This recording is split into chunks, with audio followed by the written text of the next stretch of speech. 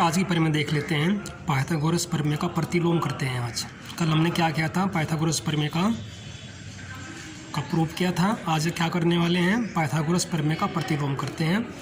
देख लो पाइथागोरस प्रमेय का प्रतिलोम क्या होता है। यदि किसी त्रिभुज की एक भुजा का वर्ग अन्य दो भुजाओं के वर्गों के योग के बराबर हो तो पहली भुजा का सम्मुख कोण समकोण होता है।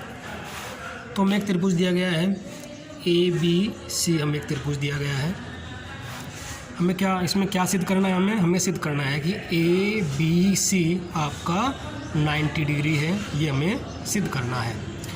तो ABC एक त्रिभुज है जिसमें ये आपको दिया गया है। इसमें एक भुजा का वर्ग से दो भुजाओं के वर्गों के योगफल के बराबर है, ये आपको दिया गया है। सिद्ध क्या करना है,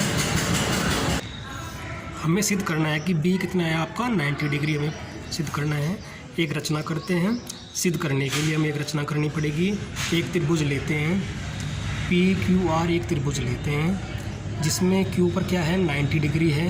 इसमें जो PQ है वो AB के बराबर है और QR BC के बराबर है। इस तरह एक त्रिभुज की रचना करते हैं। इसमें PQ बराबर है AB के, QR बराबर है BC के और जो PQR जो एंगल है वो आपका 90 डिग्री है। ये रचना करते हैं त्रिभुज की। आगे बढ़ते हैं। अब त्रिभुज PQR से देखो, अगर ये कोण समकोण है या ये त्रिभुज समकोण है तो क्या करेंगे आप, इसमें पाइथागोरस थ्योरम लगा सकते हैं। तो कर्ण की भुजा का वर्ग यानी PR का वर्ग बराबर PQ का वर्ग प्लस QR का वर्ग हम पाइथागोरस प्रमेय से कर सकते हैं। अब जरा देखो, जो PQ है, PQ किसके बराबर है, वो AB के बराबर है। तो PQ के स्थान पर AB आ जाएगा और QR किसके बराबर है, वो BC के बराबर है। तो QR के स्थान पर BC आ जाएगा, तो हमारे पास समीकरण नंबर 2 आ जाएगी। परंतु अगर आप ध्यान दें, AC का वर्ग बराबर है AB का वर्ग प्लस BC का वर्ग, ये हमें दिया गया है। तो समीकरण नंबर 2 और 3 से एक बात देखो, अगर आप 2 और 3 को ध्यान से देखेंगे तो PR का वर्ग AC के वर्ग के बराबर होता है। तो PR इक्वल टू AC हो जाएगा। ये दोनों बराबर जाएंगे, दोनों तरफ का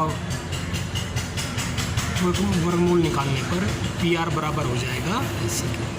अब हम 2 त्रिभुज लेके चलते हैं। एक त्रिभुज लेके चलते हैं ABC, 2 त्रिभुज लेके चलते हैं ABC और PQR त्रिभुज लेके चलते हैं।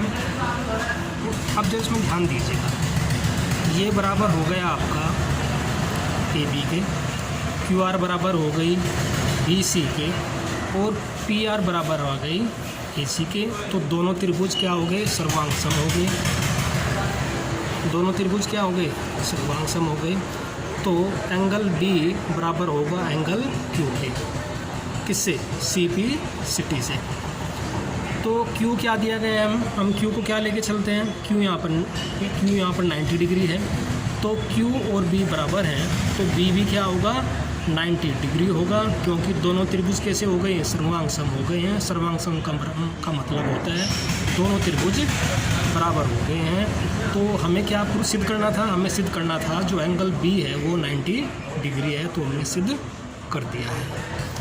क्या बोलते हैं इसको बोलते हैं पाइथागोरस प्रमेय का प्रतिलोम। धन्यवाद।